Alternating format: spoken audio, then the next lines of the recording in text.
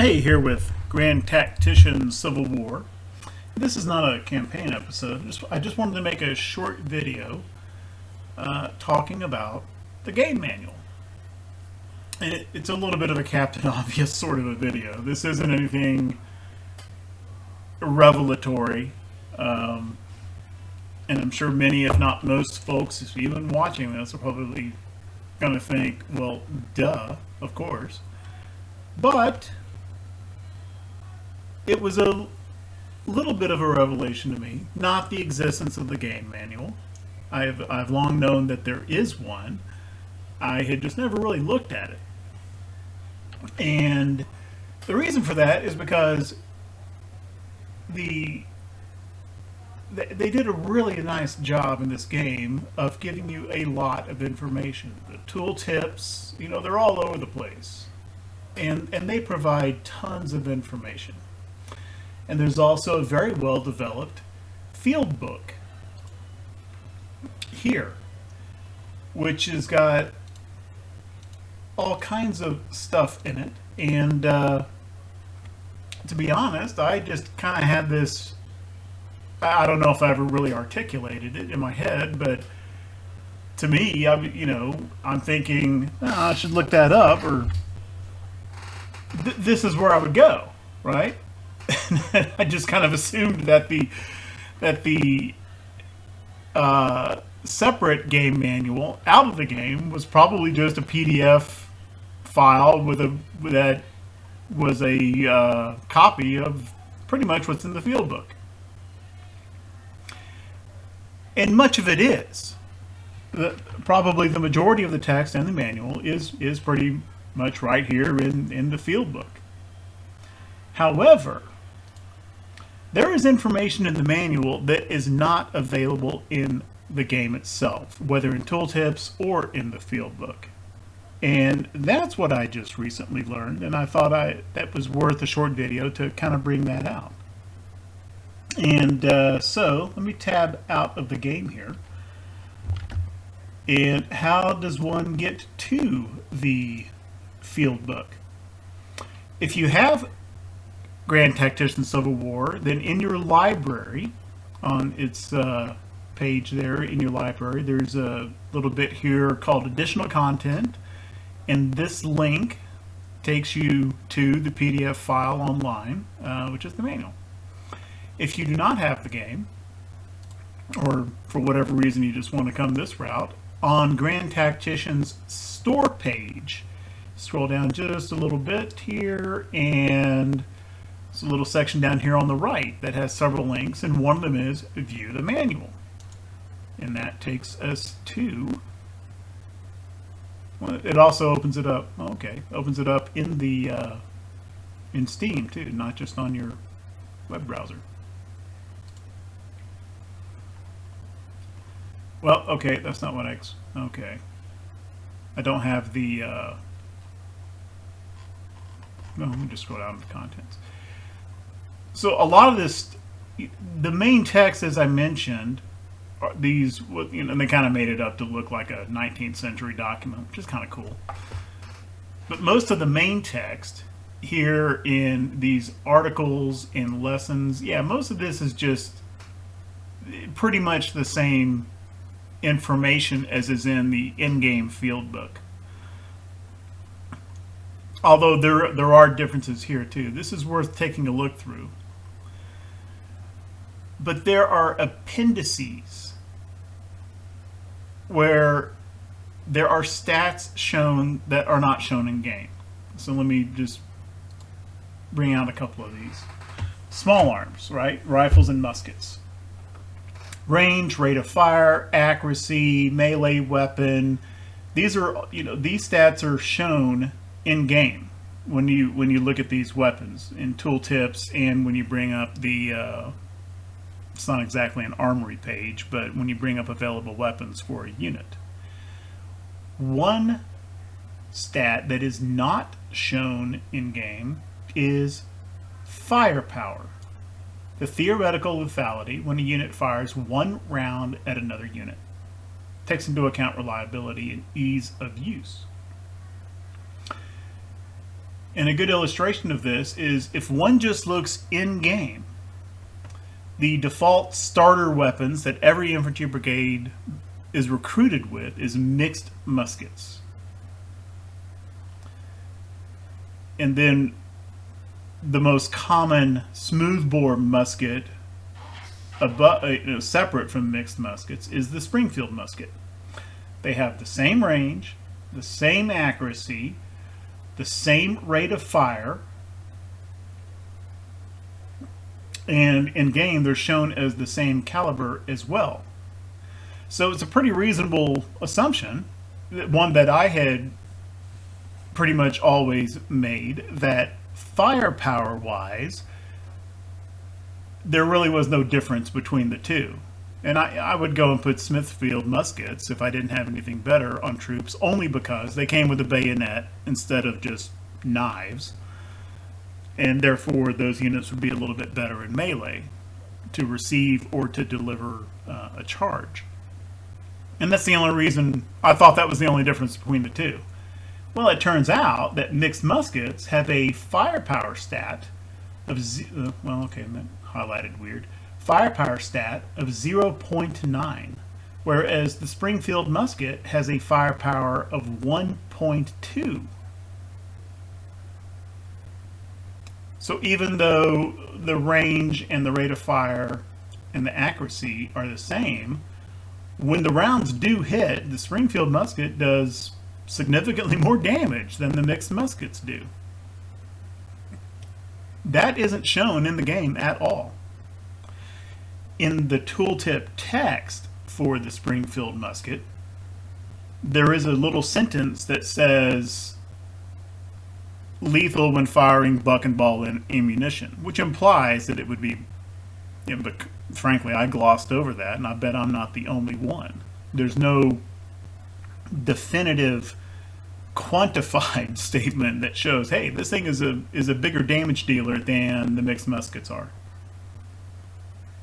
Maybe even a little bit more surprising, it turns out that at 1.2, the Springfield musket is actually, just on a single shot basis, assuming it hits, the most powerful infantry weapon in the game. All these rifles, the Model 1817, the Hall rifle, the Mississippi, the Plains, they all have firepower of 1. And then some of the repeating firearms, let's scroll down here, like the Sharps rifle is 0.7. Now the Sharps has a rate of fire of 9 rounds a minute. So even over time, even a relatively short period of time, the Sharps rifle is still going to deliver a lot more damage. But just on a single shot basis, the Springfield musket is actually the biggest damage dealing infantry weapon in the game. That I am not at all saying, oh, well, just put Smithfield muskets in all your troops and don't worry about it. No, I'm not saying that at all. It's still short range. It still has a low rate of fire. It's still not accurate. But it does have that one strength that is not apparent when looking at the in-game information. So that's one example of, hey, there's a little something I didn't know in the manual that possibly has some kind of gameplay modifying tactical application. That firepower stat also applies, I'm scrolling down to the arty, also applies to artillery. And same thing, this stat is not shown in the artillery stats in the game either, where it shows the firepower, same thing, theoretical lethality of 1 round when fired at a unit. And it's split into 3 because there's solid shot, and then explosive shells, and then canister. And predictably enough, the solid shot is the least damaging, the explosive shells are kind of mid-range, and then the canister is the most damaging, but of course it's extremely short range.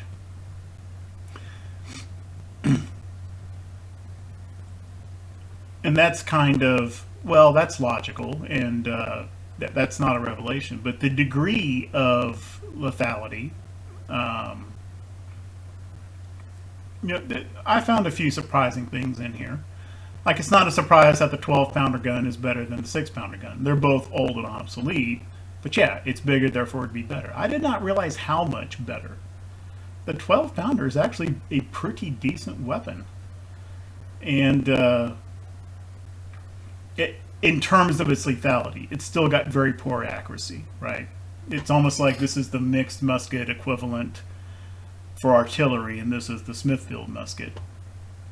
Not a great gun, but when it hits, it's not bad. And then on the flip side, there's a couple of, I had always been under the assumption that the howitzers, specifically the 12-pounder howitzer, poor range. Of course, it's a short-range weapon, but I had been thinking if units do come within canister range, this thing would be pretty devastating. And it turns out, no, not really. I mean, it's pretty good, 13.4. But the 12-pounder howitzer, within canister range, is less damaging than the 12-pounder regular field gun. That was a little bit of a surprise to me. Anyway, those are just a couple examples of information that's not available, at least explicitly, in a quantified way in the game.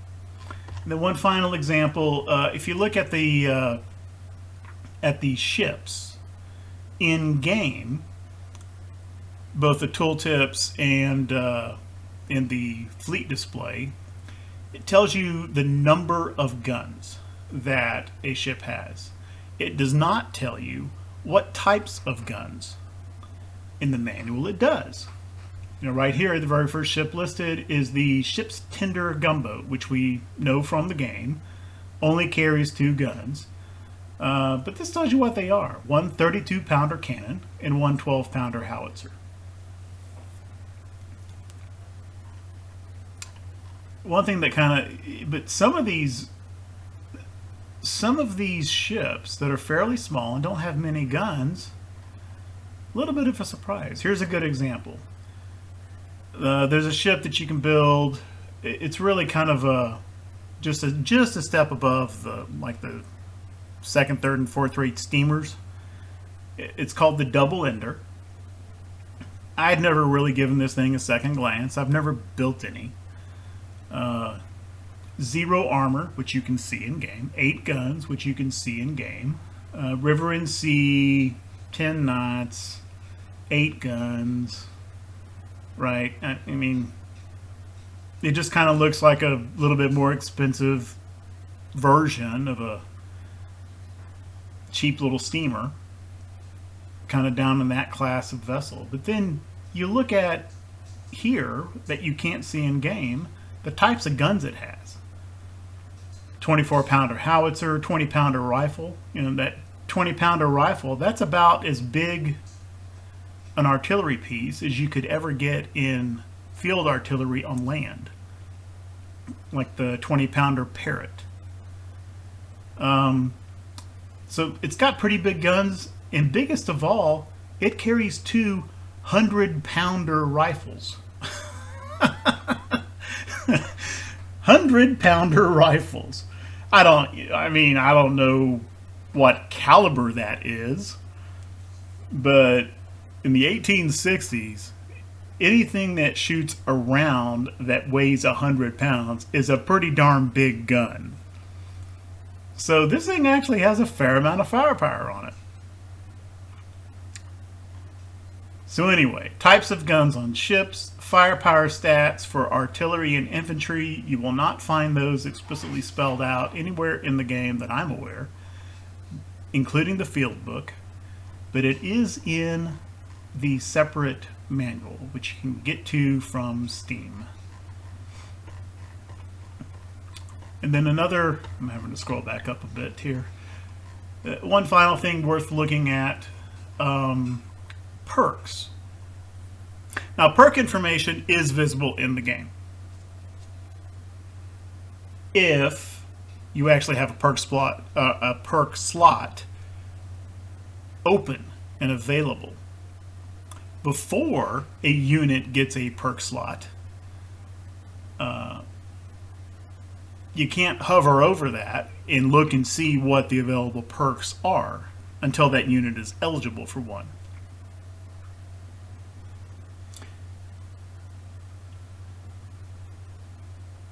So just to use myself as an example, others I'm sure have very different experiences, but in my case, I'm pretty familiar with the Army and Corps perks, and I'm pretty familiar with the Infantry Brigade perks, because just in the normal course of play, pretty much everything you know, just typical kind of default actions build experience toward perks. Armies can do it by just marching, and infantry brigades can build experience toward perks simply by shooting at targets, shooting at enemies. If they fire, they're building XP.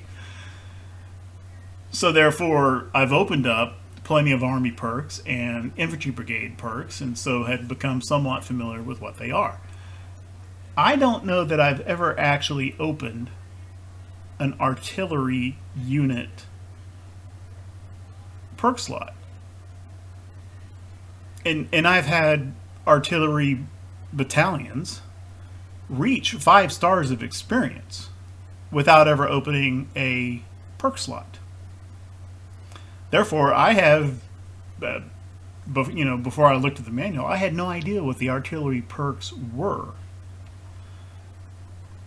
And and same thing with cavalry as well, because it turns out that the actions which accrue XP toward perks are not just default actions. Let me look at the artillery perks here. If I can get to them, find them. What's the army perks? Here we go.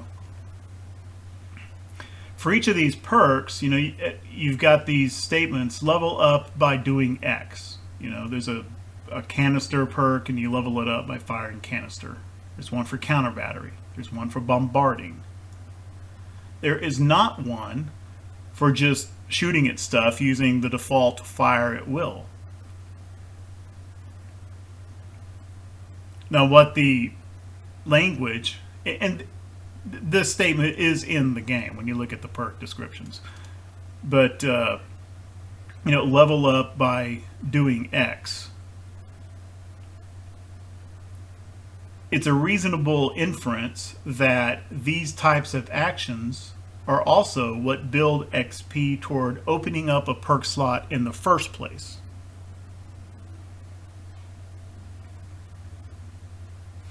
So if you have a unit, if one has a unit that is fairly new, or maybe even not all that new, but it doesn't have its perk slot open,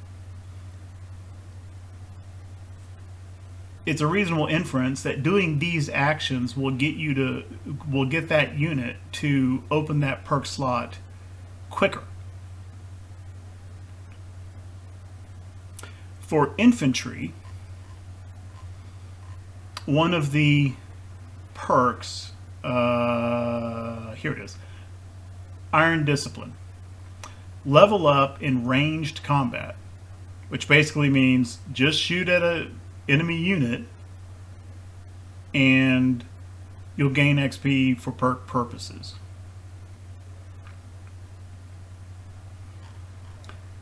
There is not such a kind of default action statement in any of the cavalry or artillery perks. Simply shooting, that is. For cavalry, it's level up by scouting, which is not clear to me if that means on the campaign level or on the map. Like, I don't know if that means on the tactical map using scouts, or if that means the army on the campaign map using the scouting stance. I think this has to be, at the brigade level, this has to be the using scouts on the tactical map, I would think. Cold Steel, level up in melee. Mounted rifles, level up firing mounted, which I don't do a lot. I usually dismount. Level up by fighting in loose order. Fighting detached. In any case, the point I'm trying to make here is, if you're not familiar with perks and you don't have a unit that has those perks available and viewable yet, you can come to the manual and find that. And then you also get an idea by what types of actions a unit can take to open up that perk slot. For example, I may not be interested in the skilled laying perk for artillery for counter battery once I get my perk slot open. However, I can use counter battery fire to get XP to get that perk slot open earlier, is the point I'm trying to make. In any case, bottom line, there's information available in the manual which is not available in game, and therefore it is very much worth taking a look at. I thought that was worth making a short video to bring out. Thank you very much for watching.